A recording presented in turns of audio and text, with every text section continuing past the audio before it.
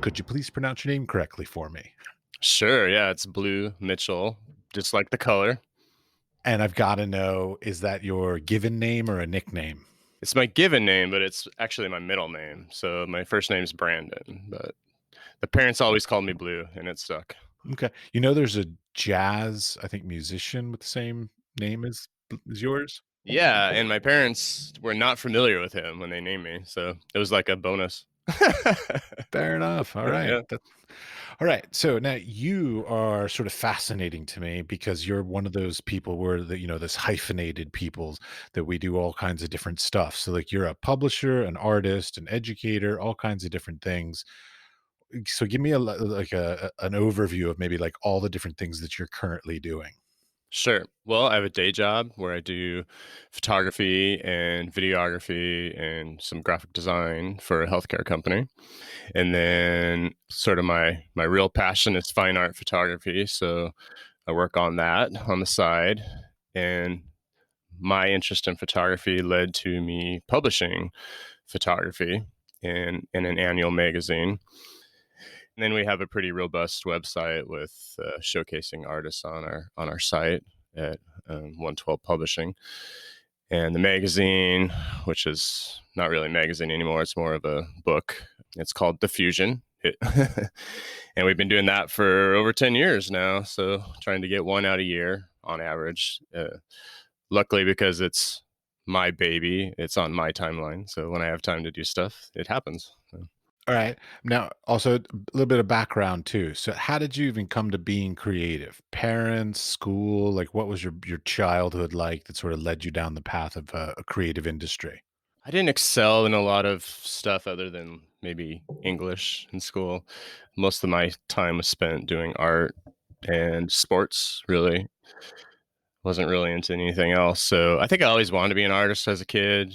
My parents, I would say, were creative, but not necessarily artists. So, but they were very supportive of my art interests all the way through elementary school and definitely in my later years in high school and stuff. I think my interest in photography came more from wanting to do filmmaking, really, when I was younger. And that was sort of my first passion. But, that said, in high school, I took a advertising arts class and kind of fell in love with the graphic design as well. So, yeah, I sort of dabbled a lot growing up, and I always say, "Oh, I want to be an artist when I grow up," but I can figure out how to make money doing that. So, I started leaning on the graphic design a little bit because I knew that seemed like it'd be a little more employable. Well, and that's sort of the point of this podcast from my perspective is to try and figure out how people are, or for all practical purposes, are not making a living and sort of finding that success in their own careers. So, what you've chosen to do, it sounds like, is sort of have a stable day job that then allows you the freedom and the free time to be able to, spend your time and money on your own creative endeavors outside of work. Yeah, very much so. Yeah, and even at my workplace, I've been allowed a lot of freedom to learn and expand my creative skills there. So it's been nice because actually, that support at the day job has given me a lot of knowledge for the things I'm doing in my side jobs as well. So and vice versa, like learning how to be a podcaster has helped me with audio stuff in my day job. So it's been a nice combination of things. But yeah, certainly I need to be able to pay the bills and stuff, and my publishing company does not make money, so we're lucky when we break even. Well, that's very unfortunate. I mean, I'm now, weren't you associated also with pixel to plate to pixel to plate? I'm so bad with mixing things up. Yeah, it was called Plates to Pixels, Thank you. and that's sort of how this whole thing started for me. Right when I got out of my undergrad at the Oregon College of Art and Craft, I was doing a work study there the whole 3 years I was at that school, and it was in the gallery. So I kinda got exposed to how the gallery system works, at a college, of course, so it was a little different than your, like, commercial gallery, but I loved it. I thrived in that environment and felt like, "Hey, I wanna have a gallery," but, being an undergrad student graduating and then us going into a recession a couple years later, it seemed like a risky thing to open a gallery. So I started doing this online gallery to sort of a way for me to dabble into it and see if I really enjoyed that piece of it. And that led to a few years later, I decided, hey, let's do a print version of what I'm doing in this online gallery. And that's how Diffusion was born. I decided to give it a different name so it had its own identity. And it was just like a pet project. Like, I'm just going to do one issue and see if anyone wants it or likes it. You know what I mean? Like, I didn't have any goals like, hey, we're going to do 4 of these a year, or, you know what I mean? I wasn't going to do them. I was lucky to get one done. It took me a year to publish one, and then figure out the finances around, and really just the logistics in publishing. I didn't know anything about publishing. I had no education, so I just had to figure it out on my own. Okay, so give me a little bit of background on like sort of the nuts and bolts of that, like because from my side, so I'm both a professor, but I'm also a practicing artist, and of course, I'm always interested. Like when I submit something to a publication, how does that process go about? like, do you have a committee of people that are deciding what's included in the publications, or is this just you and you're like, yeah, I love this stuff, I'm going to put it in? It's been a mixed bag. I've had some guests curators come on board for certain issues, and the magazine has changed a lot. I used to do a lot more written stuff with articles, and so I let a lot of contributors over the years help me out. Kind of, like I'll have an artist say, "Hey, I want to do a feature on these three artists," and then I'm like, "Okay, yeah, go for it." And so a lot of our contributors have kind of molded what's in the magazine over the years. The most recent issues, it's just been my wife and I curating the whole thing, which has been a great partnership for her and I. I think it's been the last 3 issues we've done together, and so it's definitely like a family thing. Yeah, yeah. It just depends on the issue. I change it up every time, try to make it different. Now I'm just trying to make it bigger and badder at this point. Well, I mean, because what I'm thinking is like if I'm a curator, let's say, listening to this podcast, that I might go like, can like somebody submit saying, hey, like I would like to curate the next edition for you or something like this. I've never done like an open call for curation. It's usually been private, like, hey, I really like your style. I think you'd be a good fit. Would you want to curate an issue for us? So it's typically, yeah, of course, I'd probably be open to the idea of some awesome curator called me up and said, hey, I want to do something with you, but that's never happened. So, When Jerry Saltz calls, you're all good with yeah, that. right. Yeah, Yeah, yeah, go for it, man. yeah. What do you Okay. want to do? I'm not sure he listens to the podcast, so we'll just assume that's not going to happen. But so you say that like that it doesn't make any money or anything like this. So like to a certain extent, it's one of the things like we're all creative and we all have our little outlets and stuff. And it's like there's a certain point where it's like, when do you say, okay, I'm just going to keep doing it and I'm going to make it my thing? Or when was there a point where you were sometimes like, screw it, I've invested too much money in this and it's not doing anything for me? Like, have you ever run into that situation in that case? Oh, I think every year I have a freak out moment. Usually, like halfway through developing an issue, I'll have a freak out moment like, why the hell am I doing this? I spend a lot of time for not a lot of financial gain. But for me, it's a passion project. So I've gained so much out of the publishing on a personal level. The money piece of it, it's just not even relative anymore. I have been able to travel and do photo reviews all over the country because of this publication. I've made a ton of great friends. I've had a lot of opportunities to work with galleries to show work from the magazine. So I've had a lot of shows come out of it. We've for a while there, we were doing a show a year with Diffusion, if not more. So we'd showcase the artists that are in the magazine at a guest gallery, and we've done that all over the country, in the U.S., of course. We did have we worked with some folks in China, and we were able to do a show at the Li Shui Photo Festival a few years back. So yeah, it's garnered so much more opportunities for me just on a professional level and a friend level. I've made such great friends in the industry because of it. And so yeah, that's really what keeps me going. It has nothing really to do with the finance piece of it. I also started this thing up like at a really bad time. Magazines were going under, books were not being published as much. This is like self-publishing became a thing right when I was doing this. And then, so there was a bit of a time period. People were like, why are you starting a magazine right now? This is crazy. Like there's no, there's no really good resources for magazines anymore. And a lot of that was because of online. Anyway, yeah, like I've never, I, it's not like swimming upriver. I've pretty much tried to swim downriver, but it does sometimes feel like I'm doing things at the wrong time. But I think that's why people appreciate it. Like that's why all these people are like what we do, because we do a print magazine, and we try really hard to make it high quality. Like I said, I feel like it's just been more of a I've gained so much personally from it that there's I can't quantify financially. Well, it's an interesting conversation because, like, my wife works in accounting, so she goes to work, she shows up at 9, she leaves at 5, she does her job. If she does her job well, she's got her job. There's no problems. Hmm. Whereas in the creative industries, we're very different. Like, we will often do projects for a year, 2 years, 5 years to try and build something that ends up not being that thing we were building, but it's the tertiary things that happen because of this thing we built, kind of thing. For sure, yeah. And it's just a lot of people in the world don't understand us for that. Yeah, I couldn't agree more. I feel like that's, like I look back, with this, we're publishing our 10th issue of Diffusion this year, and it's on at press right now. I should see it hopefully in a week or so. But, in reflecting on the 10 years we've been doing this, is like part of what I wrote in my introduction was like, this is not just this publication to me. This is a community. This has been sort of a place for like-minded photographers to kind of come together in it, which is great because we provided online forums, and I've done the shows and stuff. So it's been more than just this publication. And I think that's been such a nice way to knit it all together. And plus it's incorporate all my passions, being able to do, I've been basically I built off the website, did a magazine, then I built off the magazine, did shows, and then, built off the people that I've been working with and did my podcast. Most of the people I talk to on the podcast are people that I've met through the publication, essentially, or these photo reviews and stuff like that. Which, by the way, I don't believe we mentioned. The name of the podcast is The Diffusion Tapes. Yes, yes.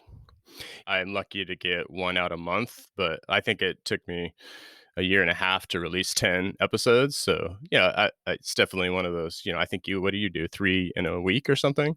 2 a week. 2 a week. So a little different. Well, yeah, my life is, I have time, let's say, you know? When I edit, I will remove all of your ums and stutters and things like this, but not mine. Oh, Because okay. the podcast is called The Wise Fool, so I come off looking like an idiot, but I make my guests sound really intelligent and intellectual, so Yeah, I love it. It's great. It's a great title, by the way. thank you. Thank you. Well, I mean, it came to me like, the idea was is that it we all are sort of wise fools. We all have our specializations that we're really skilled at and knowledgeable about, and we have our sort of expertise in. But there are so many other things, and in the case of this, I thought I know like my niche of the art world, but there are so many other parts of the art world that I know nothing about, and that's pretty much it. We're all that. Yeah, for sure. Yeah. So yeah. Okay, one question I have about 112 Publishing. Where'd you get the name? It's funny you asked. I'll try to give you the abridged story, but when I met my wife, she was in school getting her interior design degree, and I was just going back to school to finish up my art degree. And we worked at a retail place together, and that's how I met her. And one day I went in and I saw on the schedule of employees that were coming in for the day, there was some chicken scratch, and it looked like this person's name was 112. So I asked the manager, I'm like, who's 112? And they're like, oh, that I just can't write very well. That's Liz, Liz, and it looked like a 1 1 and a 2. And I was like, oh, that's funny. And then later we start dating, and I started calling her 112 because of that incident. And then when I decided to do the publishing company, I was like, well, wouldn't that be cool if it's just some random name that nobody knows about, but in honor of her, because she's been so supportive of me over the years. It's very nice. Yeah, that's a good one. That's a good reason for that name. Well, and also, so okay, so you brought up that you are married and you have children or child? Two girls, 10 and Two. 6. Okay. Now, one thing I've often talked with people, mostly women, about, but I'm also interested in the male side of this, is the issue of sort of how does being a parent change your perspective on either the work you produce or sort of the priority of making your thing? Like, so, like, do you? Because I don't currently have any children, but I plan to in the near future, and I sort of wonder about like that. Was there a shift in your methodology, your practice, your concerns, about your work? It really, when diffusion took off was right around the same time we had our first kid. So it has grown with the kids in a lot of ways, so I haven't had to shift or change or anything. It's kind of been like the publication and the stuff I do online is just when I have time, right? It's not That's why I don't put any deadlines on anything, because it's sometimes it takes me a long time to get to stuff. And that's because the family is my priority, and of course my job, and so I'll spend time with the kids rather than work in the studio. So, my own I think maybe the only thing that has suffered a bit is my own art productivity for myself doing my photography, but I'm okay with that.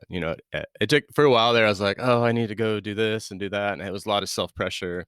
And it's been long enough now that I'm like, I'm totally fine with the art just coming when it comes, and diffusion coming out when it comes out. Like, for instance, this last issue prior to this pandemic situation, I was already way behind because my day job is very demanding, and got kids, and but I'm okay with it. People are used to me that know diffusion comes out when it comes out. You know what I mean? Like, I never tell people like that's going to come out. It might come out at this point, but you never know. It's due sometime in the end of the year. Yeah, and I've said that, and then it came out the next year. So it's Okay, okay, so not even a sometime at the end of the year works for you. Alright, fair enough. Alright, you also mentioned portfolio reviews. hmm I'm fascinated by portfolio reviews. I have been on both ends of it. I have been both reviewed, and I have been a reviewer, and I'm interested in some of your experiences with, either end of that sort of whole situation because, like, I do well, I'm a professor, so of course I've done a million of them in the classroom, but I also, do them, online for Lens Culture. They Oh, do, an anonymous, one, so, like, the person receiving it doesn't know who's doing it, so it's kind of nice and freeing that we're able to do it anonymously because they can't get angry with me if they you're don't right. like it. Yeah, yeah. It's got a little bit of freedom to it that, like, when I sit across a table from somebody doing a portfolio review, that I might be a little bit kinder because I don't want them to be angry with me because then that's, potentially hurts my reputation for whatever reason, kind of thing. So, like, there's a little bit of a balancing act in there. Yeah, so I sort of jumped the table. I like to say that because I've actually never been to any of these formal reviews with my own work sitting on, the reviewee side. I've always been a reviewer from the get-go. And that's probably because Diffusion launched at the same time like I was kind of coming into my own for my artwork and stuff. So, and honestly, because of my experience being a reviewer, I'm a little more timid to be a reviewee on the other side. So I feel like I'm gonna, if I look at I'm so critical of my own work that I can see what I would say about it and be like, I don't know if I want to deal with that. Well, one thing I have about that, like, so, like, when it comes to being a reviewer, like, I'm okay. In contemporary photography industry, there's this whole you want the image to be somewhat aesthetically compelling. I'm not going to say beautiful, so like compelling, moves you in some way. And then there's also the statements. And then, of course, even when you're sitting in front of a portfolio review, you're talking about like the personality and the charisma of that person as well. So, like, how much do these different parts of that relationship that's being created like affect you? It affects me a lot. Well, I'll be honest. So there's a caveat here. I think I've had a lot of reviewers sit down at my table, and the first thing they'll say is like, "Oh, I've heard you're a nice guy."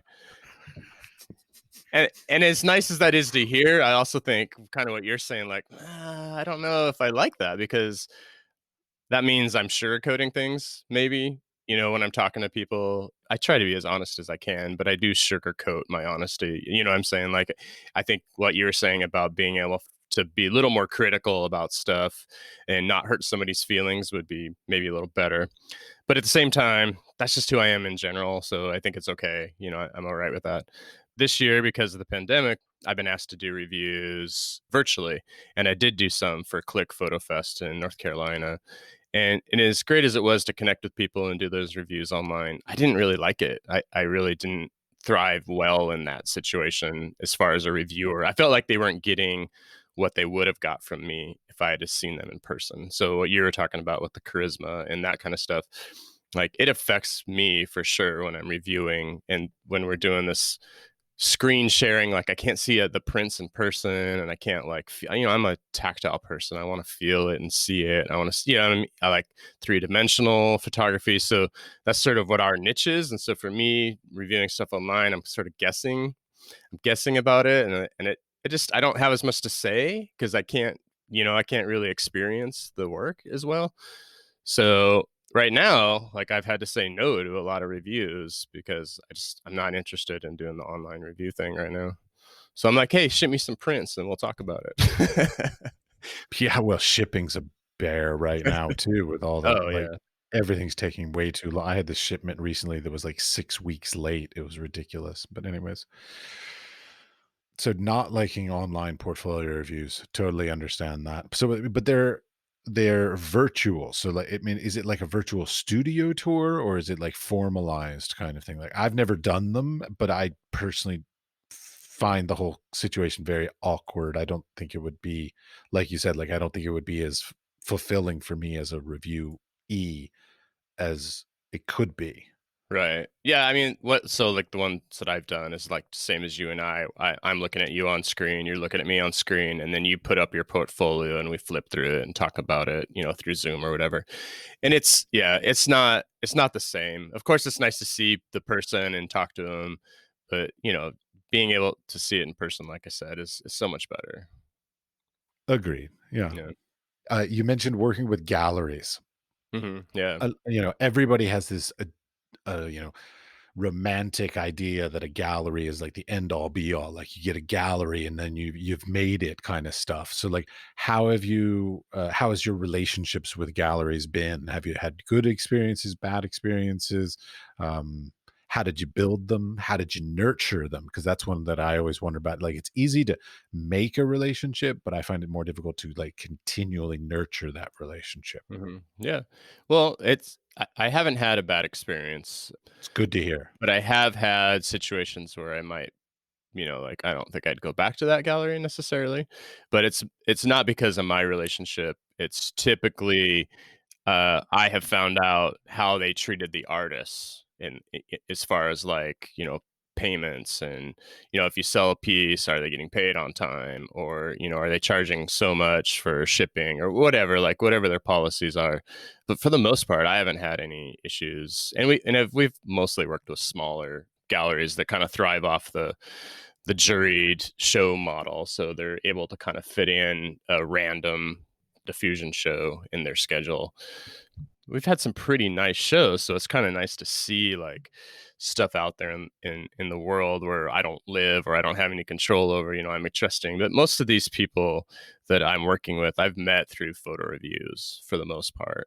So I've met them in person. We have a relationship, and so I think we're constantly nurturing that stuff just because I like these people. You know what I mean? So I probably won't work with someone just because they have a cool gallery, but if we don't get along, if we don't jive, then it's probably not the best match.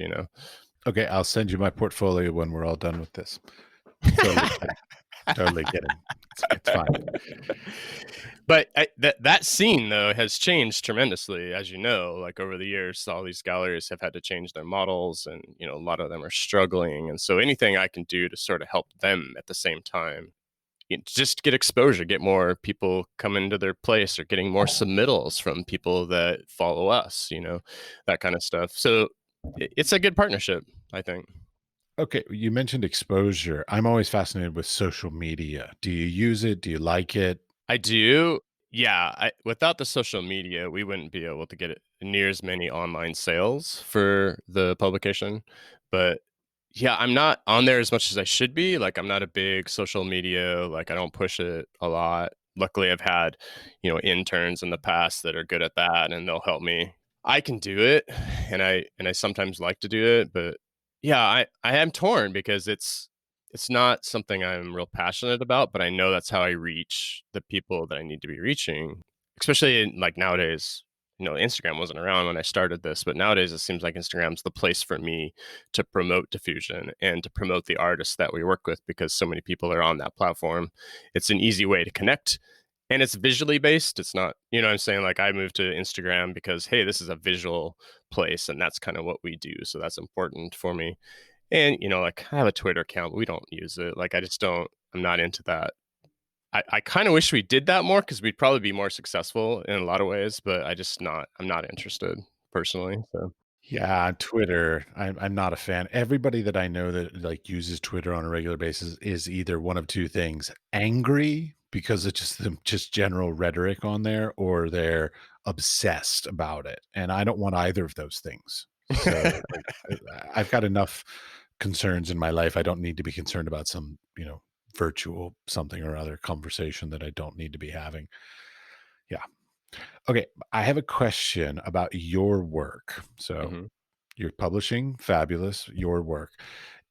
You seem to use a lot of alternative processes and different kind of things like this. One thing I've wondered, and I keep in mind, my background's also photography. In case you didn't research me, so just to be clear, do you sell like unique works, or do you make editions and prints and things like this? Both, actually. It depends on the series. I have a silver leaf series that they're just silver leaf with resin on them, and they're one-offs. I'll do like a series of 10 of them, but to be frank, I'll make maybe 2 or 3 to start, and then if they sell, I'll make more because they're so labor-intensive pieces. I do like a photo transfer, so it's, the image is one thing, but then the process of make the final image is like 3 times more work. So those pieces are originals.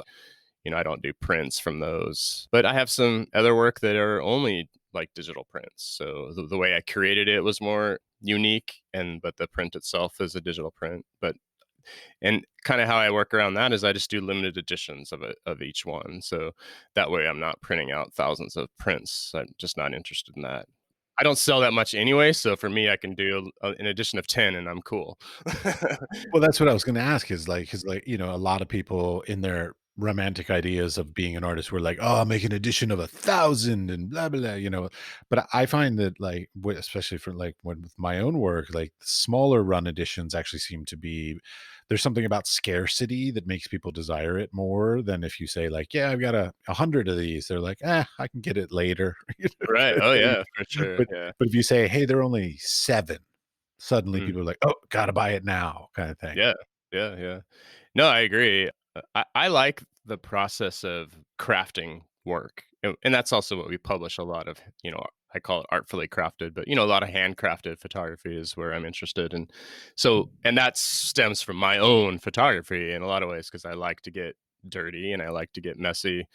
And I don't have a darkroom anymore, so I've chosen a medium where I can still kind of spend a lot of time doing nuances with my work that without the darkroom process, and I still get the same kind of benefit from it personally. So, yeah, I feel like the way, like I've been shooting Polaroids lately, and it's like, how do you deal with selling Polaroids? Do you sell your original or do you make prints? And so I was like, well, I'll just scan them and make some prints from them, but I'll just limit them. And you know, every time I approach a new project, I look at it differently. I have a series called of Salt and Earth, and that series are all digital prints. And I decided just to do editions of those. And it's kind of the first time I've done just a straight digital print portfolio. So I was like, okay, I need to figure out how to make this work, and for me to make it like feel like it had the craft to it. Let's put it that way. No, I totally understand. Well, I mean, within that, okay, so like let's say you make an addition. What do you do? Like, cause like I'm a bit OCD myself. Like I have this very elaborate certificate of authenticity, and then I have like numbered hologram matching stickers that I put on the back of the print and on the certificate. Like, do you do all that kind of stuff when you're getting ready to sell it? No, I've never done that, but I do know a lot of people that do, and I get that because it kind of like validates it. I feel like that kind of follows it along. Like I had a show years ago at a gallery in San Antonio called Gallery Nord, and they sold, I think, I don't know, 8 or so of my pieces, the most I've ever sold, and they were like $1,000 a pop. And I in hindsight, I was like, none of these people actually know me. Like I didn't know any of these collectors in San Antonio. I live in Portland. Like I didn't know any of them. And I always thought in hindsight, like all they got is my signature on the back of the piece. Like they don't have any other information about me. Like how do they know those are going to be any type of collector's item? The fact that they brought 8 makes me think they were collecting. You know what I mean? So I felt It was one person that bought 8 pieces? yeah, I think one person bought 6 and then maybe 2 others sold or something like that. So, but Very yeah, there nice. was definitely a big collector that and I was like, "Well, maybe I should have made those better for collectors," but I didn't know back then because I was pretty new to this. So, yeah, so I don't know. I kind of look at them like paintings, like, "Hey, that's just they are what they are." You know what I mean? Like I don't Oh, man, I knew this guy, God, I don't remember his name, but this guy I was in undergrad with, on the back of his paintings, he would write this really long and intricate, like, set of codes and stuff that basically, like, broke down to it was like a long sentence, and it had a series of words, and all the words were basically where he was when he painted it, what the date he started it, what medium he used, what girl he was dating at the time, what car he was driving. I mean, like, all these random facts and stuff so that it sort of chronicled the time by which over he painted this. So, and I asked him, I was like, why'd you do all this? He's like, just to confuse future historians. I love it though, man. Put something interesting on there. I like that. Yeah. It was ridiculous. I traded him. I have a piece of his, and it's just like I don't even can't even figure out what his name is from it because there's just so much written on the back. But anyways, but okay, back to the whole like sort of editions versus like originals thing. So one of the things like for me, okay, so I've been doing photography for God, too long, 30 years, like if you include, intermediate school and high school. But I've sort of moved beyond it. Like I'm to a certain extent, I'm a little bit less so we're bored with like just like I know that sounds bad. Sorry, photographers, but I'm a little bit like bored with just like the straight, like take a picture, make a print. Boring to me. Like it's there are so many amazing photographs already been produced. I don't know what I can add to it, kind of thing. And so like I feel like a lot of like putting that hand of the artist, making those unique things, painting on them, tearing them, sanding them, doing what, tearing them, whatever, you burn them, whatever, do something more than just the print is somewhat sort of desirable to people. I think that uniqueness is something that people are looking for. And so I guess what I'm asking you is, do you see that there's a difference between the people buying, or partly maybe even the quantity of people buying your unique works versus your editioned works? Yeah, I haven't sold hardly any of just my straight digital prints. I mean, those are few and far between. It's more of people that are on a budget, they'll go for those prints. But yeah, definitely the stuff that I've put way more labor into have been way more of interest for people and collectors for sure. And a lot of the people I know that have bought my pieces in the past are friends too. So I can't really say one way or the other like what their interest was. They just buying it because they want to support me. Obviously, they must like the image, but do they care about the medium? I think that's just consumer interest. But I think the world that I live in, which I feel like is a bit of a small microcosm of photography, where people are doing handcrafted work, like you were saying, mixed media work, those folks appreciate it. And that's sort of where I live. I live in this little that world. I do love a lot of other photography, but I have a hard time doing it myself. And also, I can respect a lot of photography out there that is just straight prints because of the content of the work, of the image itself. But in my personal work, it's not enough. In fact, the part of what my education, I started at the Montana State University in their film program, and I fell in love with photography because of darkroom. So I kind of switched majors and went over to the still side of things. And as I was sort of developing as a photographer, I started seeing, like, for color, for instance, I was shooting color slide and then black and white darkroom. Well, then I kind of got disenchanted with the whole university system because I just really wanted to do art. So I was like, I think I need to quit and go find an art school so I could just do, so I could be more well rounded as an artist instead of as just a citizen. And but I did find a moment in my life where I was like, I'm just so bored of shooting black and white film and color film. This was when it was all film at the time, and I got really, like, disenchanted with photography. I was like, I just don't think that I'm ever going to be able to do what I want to do because this I'm shooting and I'm enjoying when I'm out there shooting, but then when I look at the images later, I'm like, snooze fest. So I had to find a way to make photography interesting, and that's why I went to the Oregon College of Art and Craft. They had a great alternative process program there where you got to learn all the historical methods.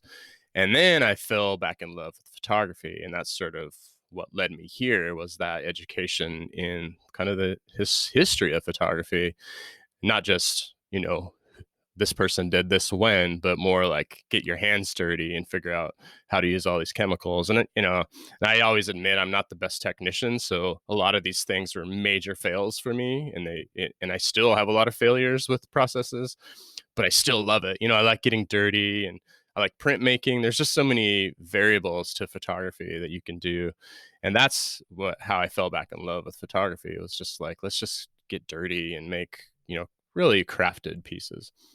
Oh yeah, when I was in school, I remember a lot of the other people, so like the stone sculptors and the woodworkers and stuff. They used to like mock us photographers. They're like, "You all are just lazy artists," because like all you do is click a shutter and make a print, and you're done. Like I have to carve this stone for a month Right. every day just to get one thing. So like, yeah, I mean, and my father's also does painting, which he's on another episode of this podcast, so like you can Mm. listen to his. But I mean, I love the act of getting dirty. Like I love the act of like being creative and being tired and dirty and smelly. Like I still have a fetish for the smell of fixer and Mm. developer. Like, Mhm. oh gosh, still doing. I can't tell you the things I used to do in a dark room, but like they have a great sensory relationship for me with some previous relationships. So yeah, Well, we used to joke that we needed to make a fixer cologne, right? For those I'd wear it. photographers. I would wear it. Yeah. People are like, No, "Oh, that's horrible." yeah, nobody else would like the smell of it, but No, I no. would love the smell of it. Like, oh, it would be so good. Yeah. Love it. Yeah. Yeah, but I mean, I just yeah, I'm a huge fan of like people who like put their whole body into the work. Like at one point, actually did very large scale work where I was sort of taking like Matthew Barney's idea of like using your whole body, and so like the shapes of my things were literally like the shapes of that my appendages could do, kind of stuff. Like so, I'm showing this on video and obviously nobody can hear it, but the wingspan of my arms became like the size of my marks that I created and things like this. And like that's a really great sort of visceral experience to like be part of it versus just take a picture, put it into Lightroom, print it out on a piece of paper. Don't get me wrong, I love a beautiful print. I mean, I feel like I'm smack talking a lot of photographers here, but like I love a good photograph. I do. I admire them, and there are great photographers out there that can do things that I never could create. And that's why I'm like I sort of just want like I don't want to compete with that. Like, Mhm. okay, here, let me give you this one. Nothing personal to the photographers who are listening to this, nor to you, Blue. I apologize for this. I'm generally not friends with photographers. I find them to be generally very catty and competitive and very pompous. They're all like, "Oh, you shoot with a Nikon. Oh, I shoot with a Canon. Oh, your lens has a red ring around it. Mine doesn't." Like, "Oh, fuck off." Like, I hate that shit. Like, what happened for me was I went to grad school And when I showed up at grad school, I sat down for the first critique, and they all put up their stuff, and the first question that was asked was, "So what paper did you print that on?" I'm Mm, like, "What who the fuck cares what paper you printed that on?" Like, the point is, what are you trying to express? Why are you trying to express this? Have you conveyed it well? This kind of stuff. Like, it's not the mhm. technical shit. And photographers, more than any other medium, they care too much about showing off with their expensive equipment and, trying to impress by using Hammond mule papers and all this.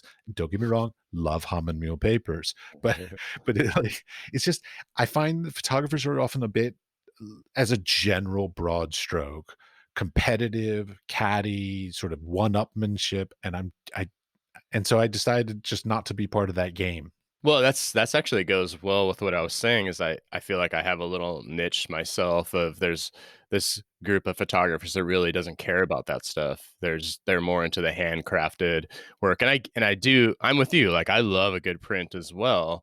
But for me, it's like, well, I don't care. Like I've been a photographer for a long time and I know enough to get by, but I get tripped up on equipment. Like I don't care about equipment most of the time. Like, does it do what I want it to do? And that's all I care about.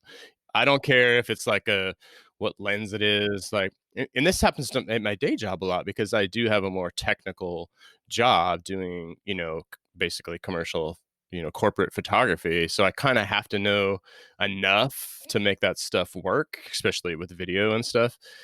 And I often get down on myself because I'm not as good as all these other people but I'm also like, that's also not where my interest lies. Like I'm more interested in how does this shoot work?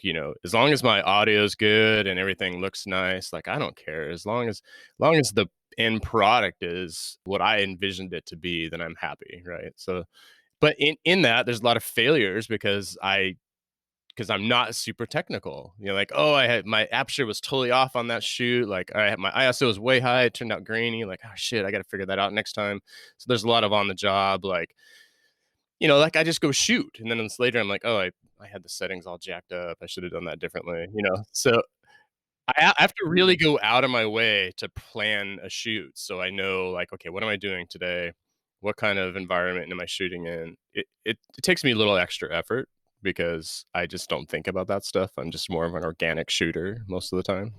Yeah, yeah, well, see, it's funny, I probably over plan, and then it's funny, I had to explain this to somebody recently. I plan obsessively for my photo shoots. Like, I will even have, like, clothing custom designed for the shoot, to get it tailored and make a piece of clothing that doesn't exist in the world. And I will, like, obsess about the time of day to get the right beautiful natural light, the location, all this kind of shit. I will obsess, but then as soon as I get to the photo shoot, I don't care.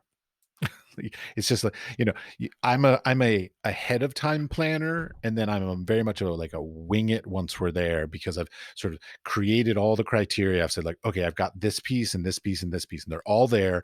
Now let's see what happens when they all come together. Oh, that's great because you've checked all those boxes before you get there, so you don't have to worry about it, right? Yeah, but 99% of the time, it's funny, the image that I, like, go there trying to create is almost never the image that ends up being the most beautiful. Sure. Isn't that great though?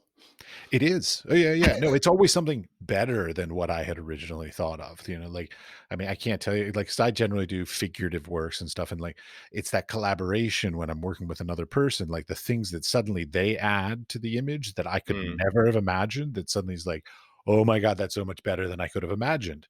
right, right. So, like, I love that collaborative process that, is basically, it's like, I was a Boy Scout and a Cub Scout, so it's like, be prepared. So, like, you gather everything, and you're as prepared as you can be, and then allow for the spontaneity to happen. Well, that's good because I feel like when you're working with someone who you're collaborating with, if you're not planned, then I mean, you got to have some sort of plan for you guys to be working in this environment together to make it work, right? Otherwise, it could just be, they could be disappointed with you, right? Because like you don't know what you're doing, man. Well, and they may be disappointed with me, and they just don't say it. I don't know. Who the fuck knows? So tell me about the collaboration though. When do you feel like are you specifically talking about your models when you're collaborating or other folks? Oh, no, I mean, well, like, I would have to collaborate with a model, a hair and makeup artist, and Mhm. potentially even a clothing designer. So, Right. there would be a number of different people, and so, like, I would have to build out whole backstories of, like, "This is what I'm trying to express. This is what I want to convey. This is how I want this to look. I want it to have the feeling of this, the time period, the whatever." Like, the whole Sarah Standard, like, mood board, basically, of the whole idea. Right. But of course, my pain is like I obsess a bit too much because like I will go around to like a dozen different fabric stores just trying to find like just the right fabric. And this goes back to my mother's also an interior designer. Mm. So like looking for just that right fabric that drapes just the way I want it to. Oh, I love it. Yeah, I know. Do you feel like with that collaboration though that you become more excited and more successful because you have other people's input on your shoots?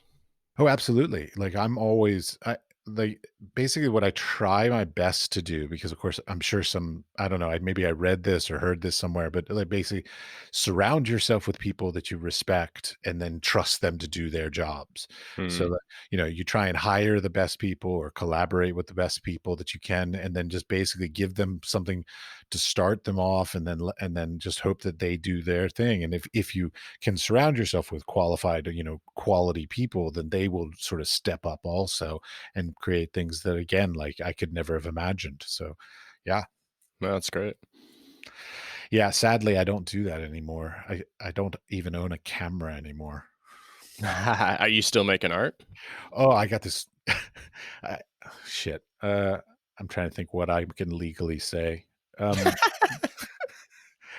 I have a lot of prints that I made at my last employment.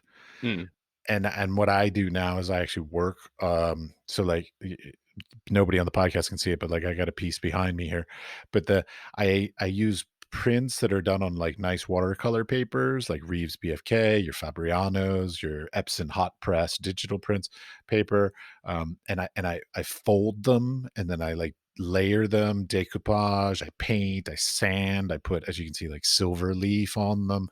I did Mm. and so, like, very tactile and very visceral, sort of creating layers of skin almost on top of the image. Because like something that hit me a couple years ago, how long? It's 5 years ago now. Was like I was putting all this time and effort to build an image. I'm like, I gotta create this amazing image. And then I suddenly realized why. Like how much of that do I really need to still express that idea? And how much of it can I deconstruct or remove. And so I've got hundreds of prints and now I'm deconstructing those prints and trying to say like, okay, what can I take away and what's unnecessary to express that idea? Oh, I love that. That's great. In fact, that's exactly what I tell people when we're doing portfolio reviews is like if there's a lot of process because that's people are drawn to me. They want to review with me because they know I like process and all this kind of stuff.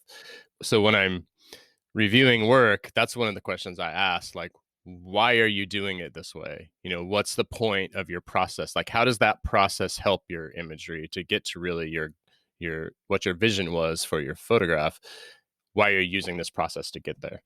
And I asked about my own work. Like, it's like you said, you're deconstructing the image. Like, I used to put way too much process in, and then it totally lost the whole point of what I was going for originally. So then I've gone through the same thing that you've gone through. It's like, okay, and I need to back that down and really simplify and say, what am I really trying to do here? And why am I spending all this time doing stuff that doesn't really get to the point? It's not helping my image. In fact, and sometimes it's just making it like look messy and worse. So, Oh yeah. I mean, I've played with so many different techniques. Like I think our careers are probably pretty similar. Like because I played with gum by chromate, Van Dyke Brown, cyanotypes, I mean, my God, like I used to run a public community darkroom, so like I used to play mhm. with every process I could to try and encourage my, the people that came in to try all kinds of different things. And what like one of the things is always why. Like so, like whatever choice you're making, you like I always say like you need to be able to answer why did you make that choice. So Mhm. if you can't defend that, I mean, it doesn't have to be some deeply philosophical thing, like, you don't have to, "Well, I did it because Kant and his beliefs in the philosoph blah, blah." None of that shit. But, like, as long as you can give a good explanation of why you chose this and why you believe that that's necessary to express your idea, then it's fine, it's good enough. But if you can't answer why, then maybe it's not necessary. Right, exactly. That's such a good point. That's one of the things with publishing diffusion, we get so many submissions that are like, alternative process work, historical process. And oftentimes, because I'm not sitting down with that person in a portfolio review, I just look at it and go, well, it's a great image, but why did they do it this way? Like that is my first question. I don't understand why you did a collodion for this image. Is it just because you wanted it to look old? Because that feels like that's all you're trying to do here is make it look old. And if that's what you're doing, I don't think you're doing it for the right reasons. You know what I mean? So that's actually why I like the face to face because I get that like, hey, why are you choosing to do it this way? If you're just trying to make it look antique, then I feel like you shouldn't be doing it. I mean, maybe that works for an overarching series or something that you're working on, but I'm the same way. I need to know why you're doing it. Like, and that's like when I was doing alternative process, darkroom processes. I started asking myself that question too. Like, wait, why am I doing tintypes? Because I don't think I need to be doing tintypes for this work. I love tintypes. Me too. Well, that was why I started it because I just loved them. But then I realized a lot of the work I was doing it didn't really make sense that I was doing it in tintype. So I kind of like backed away from it. I was like, it's not really. It's a lot of work for something that's really not giving me the results that I should be. It's like this the same thing. I backed away from it. Like I don't really need to be doing it that way. The one medium that I'll tell you, I swear I've seen so many people use it in such a poor manner is cyanotypes. Mm. Like, cyanotypes, there are only certain subjects or structures that look good in blue. Like, Oh, it's so true. not every topic looks good in blue, and, like, Mm-mm. boy, I've seen so many bad images done in cyanotype that if they had just chosen to do it in gum bichromate or Van Dyke Brown, might have been stunning.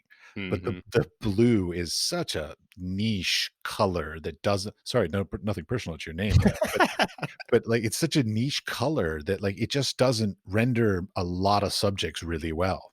No, I agree. That again, I see a lot of cyanotype stuff come in, and I love cyanotype. I love how they look, but at the same time, like again, like why are we doing this in cyanotype? Okay, I love this. Wait, I got a question for you because you play sort of both sides of everything. So you are a practicing artist, you're a publisher, you're a reviewer, all this kind of stuff. Artist statements. Mm. What's your position on them? I think they should be simple. I don't. I have a hard. I used to make these really like, fluffy artist statements, and I realized like nobody's really reading it all that much, and if they do, they're getting bored because I'm putting a bunch of fluffy words in there. So I'm all about just. I like to have a project statement. So if you have a new project, I want to hear a little bit about that project. Just tell me what that series is about, but don't make it, like, super heady and try to make yourself sound all, like, foo-foo. I'm more like, just get to the point. If it is foo-foo, make it simple. Like, I have a tendency to make my stuff more, like, I don't know, romantic. So, a lot of my project statements will be a little bit romantic in some way. I'm okay with that if it's simple and to the point, like, I don't but these really long artist statements, I just it's just snooze fest. Nobody cares.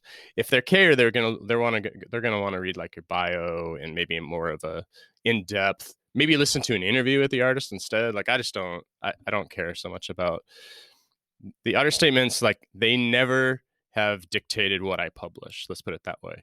You send me an artist statement on your work is never going to change my mind about whether I'm going to print it or not. So it's always images first for me. Well, and that's sort of what I was leading to, is sort of like the idea of like how important, because like, in my opinion, it's like a good photograph can capture my imagination and get me going and all that. And an artist statement in some way should enhance that appreciation, but a lot of times I find that they detract from that appreciation. They like take my like I can see some images that like move me emotionally and viscerally, and then I read a statement, and the statement's like highly intellectualized, like, Freudian Latin phrases, like mythology, talking about Greek mythology, and I'm like, yeah, it's not that. And you actually took away what was beautiful about that work, but because of that statement. Mhm. I totally agree. I totally agree. I think the only time that I really find it helpful is if I'm confused about the work. If there's something confusing about it, like I don't understand the medium that you used. I don't understand, or that question before, why are you using this medium? I'll go to the other statement. Maybe they're talking about, does that medium match up with their intent? You know, so hopefully it answers those questions for me if I go to the statement.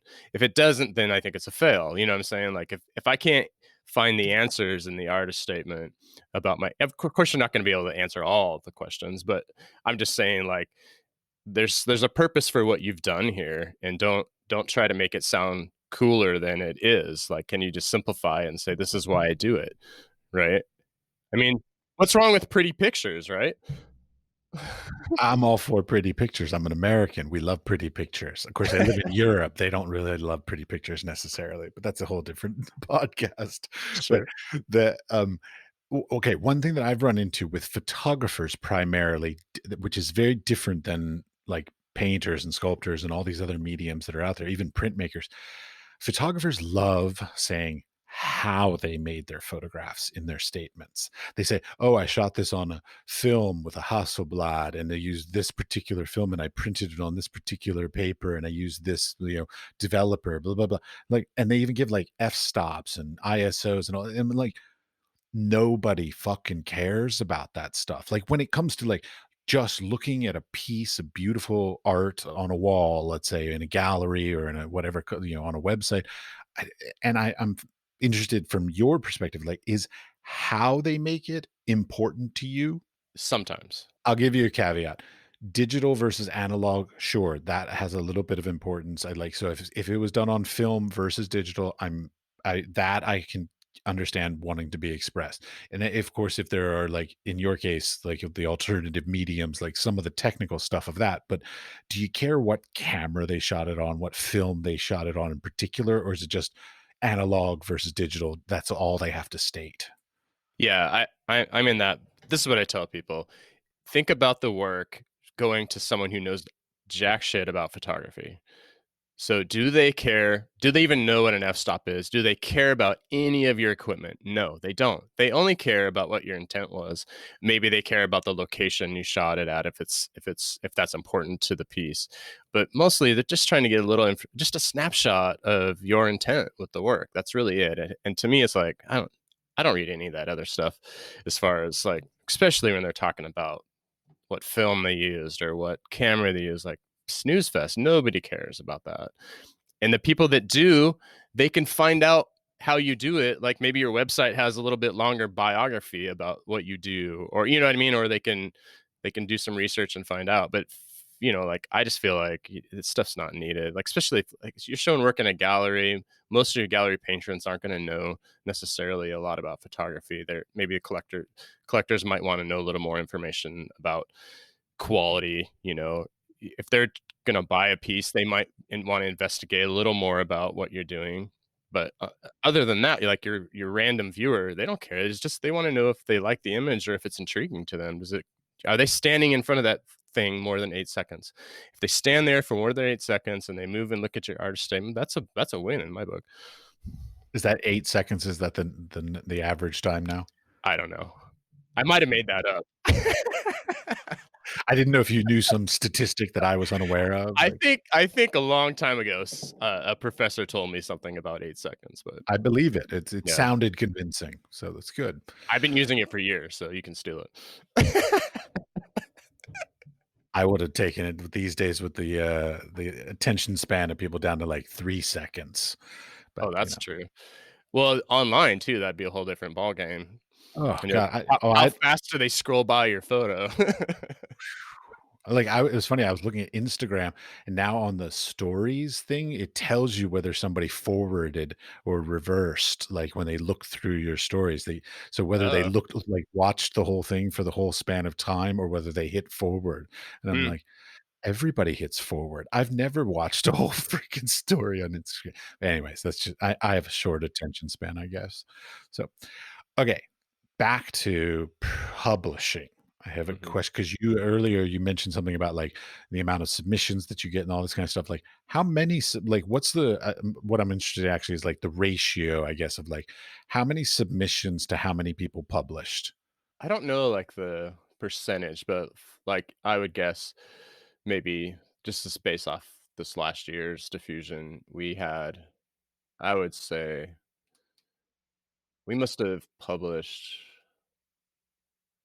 I think the last one was 70. Sorry, I got to get my numbers in my head here. No problem. I don't actually know the numbers, but I would say like maybe this last issue we published a quarter of what we got Okay. That's on pretty, average. it's pretty competitive, really. I mean, yeah. And that's like some people have, 6 images and some people only have 1. So there's also, quantity of photos too. Like some people's work, there's a lot more images that work well with what we're going for. And then sometimes there's only one from somebody else that fits in with, and it's not to say that any is better than the other. It's just more like it just fits in with my vision or what the theme is or whatever we're going for. Oftentimes I'll be laying stuff out. I'll be doing the design piece of it as we're curating because, hey, these images talk really well to each other. So we're going to pick them instead of these, even though I might like this one better. This one works better with these other images. So it's kind of a more organic way of curating. It's not like, hey, I love this image, that's going in. It's more like, how do these images talk to the other folks that are in here? And honestly, there's a ton of work that I get. This is new, maybe in the last 4 years, but when I first started, we got a ton of images that I hated. That not to insult anyone, but there was just a lot of bad work that I got a lot. And nowadays, I'm getting way more really quality photographs that I wish I could put in, but they just don't fit the vision with where we're going, or they're too similar to other stuff that I've already chosen. So, like if I have a couple images that are done kind of very similarly, I have to decide, well, which one do I feel like fits best in this case? And sometimes people are like, well, how come this person's work got in and mine didn't? Because mine's like in the same vein. It's like, well, it's just random. Like, it's all about what I liked that day. It's not even about what I like in general. It's like when I was designing it, this worked best.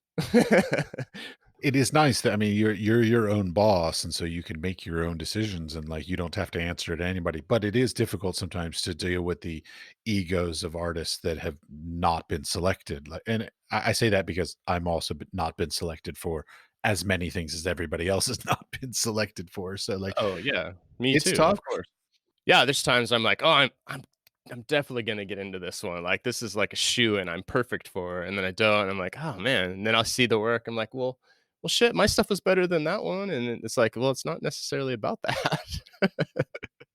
It's tou I mean, the entire industry is so subjective in so many ways, I mean, Mhm. 'cause, you as a both a practitioner as well as a publisher, you see it from both sides because, like, you're submitting your stuff to other people, and then people are submitting stuff to you, so, like, you can't win. I mean, it's totally subjective, and you just hope that you get them on a good day where they just happen to it looks beautiful on the screen for them, and they're in a good mood. Right. Oh, yeah, yeah. Well, it's funny too, because of the publishing side for me, there was a moment in time where I was like, "Wait, am I getting into these shows just because of my name, or is it because of the work?" So then I was having a lot of like, "Oh, maybe I should go under an alias as an artist so nobody connects my name to diffusion or my publishing." And of course, I haven't done that, but I just think it'd be interesting to experiment. Like, would I actually get into some of the things that I get into without that connection to what I do? You know? Well, Uh, I've often wondered, like, if you took I saw something recently, some guy that did a thing where, like, put up a bunch of photographs of Yosemite and was like, Is this done by Ansel Adams or not done by Ansel Adams?" And they got a lot of them wrong, like Ah, that they thought were done by Ansel Adams. So I mean, it's like, is it the name? Is it the reputation that sort of is the reason why these things are done? And sometimes, yes, it's completely that reason. yeah. So, Oh, yeah, for sure. yeah. Well, luckily, I don't have a very big name, so I don't have to worry about it. Your name is out there. I mean, more than mine is, you know. So like, you're better than me, I guess, or at least you're more productive than me. Let's say. Oh, I don't know about that. We'll see. Um, the okay, when it comes to submitting, so like as your side of somebody who receives submissions, what are some of like the technical things that people do wrong that makes it go like, oh yeah, I can't like, are files too large, wrong format, like whether you like what's the if you know, outside of whatever you've written, you know, because I'm sure you have instructions, you know, Mhm. but even within those instructions, what have people done wrong? I think well, what you mentioned it, the file sizes are the biggest problem, I think, and usually things are too small. Like, oh, that's not gonna print well. And honestly, I used to get back to the artist and say, "Hey, you did this wrong. Can you resubmit?" But I get so many submissions now, I can't do that. So basically, no matter how good the work is, if it's not submitted right, it goes into the trash, sadly. But So that's follow just the the instructions is really what you're yeah, saying. I'm a big follow whatever the gallery, the publication, whatever they're asking for, just follow it to a T. It's worth the extra time because oftentimes they may not get back to you. If it doesn't qualify what they've asked for, then they're just going to trash it. Even naming the file correctly. And I have given some free cards for that because I think naming JPEGs is like a huge pain in the butt for artists, and I understand that. Trying to do it the right way for whatever venue you're submitting to, it's a huge pain in the butt. So if I can somehow alleviate that in my because I'll bring everything into Lightroom and review everything in there, and sometimes things and I'm look at him I try to do like a blind jury so I don't look at the names in Lightroom. It's nice because I don't actually see names with people. Of course I recognize a lot of work just because I know these people's work, but it helps me do more of a blind jury. But if they're have misnamed the file, they show up in random places in Lightroom, not alphabetical because that's how I'll sort it. And then I'm like, okay, that person didn't follow my instructions. So immediately they get dumped, because like you didn't do it right. But if I can make the connections like, oh, I think these pieces are all for the same person, I'll go in and rename them. But if I'm feeling kind of like grumpy, Again, subjective, right? right? It's like, you didn't follow the instructions. I'm sorry. You're out. Yeah. All right. Any topics that we haven't touched on that you feel the desire to express something about? I do have a question for you. How long you been doing this podcast? Year and a half, yeah, year and a half, little Okay. over a year and a half. About So that right? you've probably talked about it in previous episodes, but what made you kind of go this route, just doing a podcast? I was in the Middle East. I worked in the United Arab Emirates, and I left there, and my wife is Czech, so we decided to move to the Czech Republic. And when we got here, I was sort of expecting like, "Oh, I'm the exotic American artist and a professor, and they'll love me, and I should be able to get a job, no problem teaching at the universities." Yeah, no, they had no interest in me whatsoever. So Hmm. there were no teaching jobs really available to me here, and then I got to Europe, and so I'm in Europe, and I'm going around to galleries, and I'm talking to artists and curators and all these different people, and I'm realizing that like the system is different. I grew up in America. I left America when I was, I don't know, 37, I think, and I moved to the Middle East, and then now I'm here in Prague, and I realized that the system is different in Europe, A, but also the system has changed since I was in school 20 some odd years ago. Hmm. With the social media and the interconnectedness things, the rise of art fairs, all these other kinds of things that have really, really changed the industry. And I realized because I had been in my little tower of academia as a professor for many years that I was just like, oh shit, I've lost touch. Like I don't understand how it works anymore. Hmm. And So I said, I sort of thought I was like, well, how do you learn how it works? And I realized that the easiest way is just to talk to people. But just talking to people like in one town is not going to tell me anything. It's just going to tell me how it works here. But that Mhm. doesn't mean how it works, kind of thing. So I decided to do a podcast because I figured if I'm this lost and I have been trying to understand this stuff, then a lot of other people are lost. And so I decided to just start talking to people and see what knowledge comes. And I've learned a lot about how I should move forward in my career, and I've also learned a lot about the mistakes I have made in my career that I Mm. didn't realize were mistakes until I spoke to people, and I'm like, "Oh, yeah, shit, I made that mistake." Yeah. Oh, interesting. That's great because I feel like that's how you learn. You basically you've taken something you were interested in learning and you're sharing it at the same time you're learning it, which is great. I love it. Well, I have this idea, like, because you talked about okay, here, I'll give you an idea. You can do this if you want, I don't care.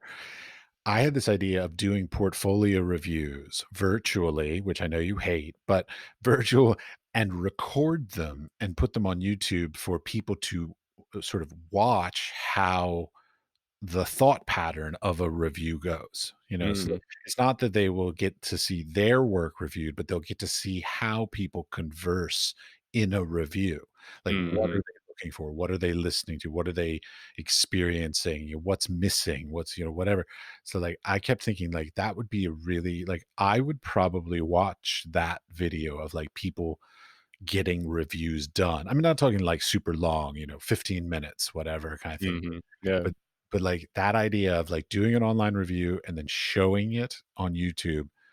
But the hard part is trying to find people that were willing to be criticized publicly Publicly. on YouTube. Yeah, Mhm. like, because it's very different. Because portfolio reviews are generally done in closed sessions, the public doesn't see them. Even the portfolio reviews I do online, like, nobody sees them except me and the person being reviewed. But I feel like a lot of the people that I talk to or engage with oftentimes need to hear or like even the dialogue and the vocabulary of like how to give critical feedback, but also how to receive critical feedback, Mhm. Yeah. because That's that's a little bit of an art form that I think that we're losing these days. No, I would totally agree. Well, also too, like I've noticed being, with other reviewers, everybody's perspective is so different too. So if you had if you did a series of these where people could see like, oh, this person's more interested in how are you presenting yourself? Like, what does your website look like? How are you getting your marketing materials? And the other people are more interested, like, oh, the technique that you use to get to that print. And then some people just like, oh, okay, let's just critique your composition. And you know what I mean? Like, so there's so many perspectives on that stuff. And also it's self-serving. The reviewers are like, hey, I work in a museum, so my interest is gonna be way different than Blue, the publisher. You know what I mean? So Okay, there, we can elevate this. So not only would it be a review of a single person, but they would get reviewed by, let's say, like 3 people from different aspects. So, like, one person who cares about marketing and publicity, one who cares about institutional stuff, and then, like, an art collector. Like, so, like, 3 different perspectives on a review of one set of work that they do independently, and then you put it mhm. together as one YouTube video so you can see one set of artwork being reviewed by 3 different people. Yeah, sounds brilliant. I love it. You're the videographer, man. You do this stuff. Like, I don't wanna Well, I'll call you if we decide to do it. I'm game. I will participate as long as, like, the face doesn't have to be on it. Like, I've got a face for radio, so, like, I'm my voice is great. I love Yeah, yeah. talking, but, like, I don't need to be seen. I also make really weird facial expressions and hand gestures, and people don't need to see that. That's great. Mm. Okay. Any last bit of advice you might be able to give out to people that are interested in being artists, being photographers, possibly wanting to get into the publishing industry, like anything that you do that you have some advice that maybe you've never given out before, possibly like a negative thing, like stay away from something.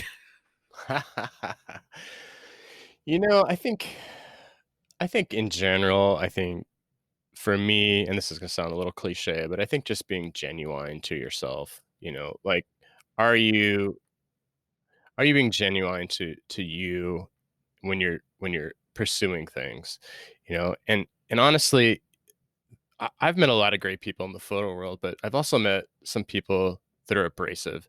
So my thing is like, just don't be an asshole to people, and you'll be fine. Stop being an asshole, and everything will work out great for you. I know. I used to be that asshole, and so that's why, again, remember I talked about, like, things I learned that I did wrong in my career.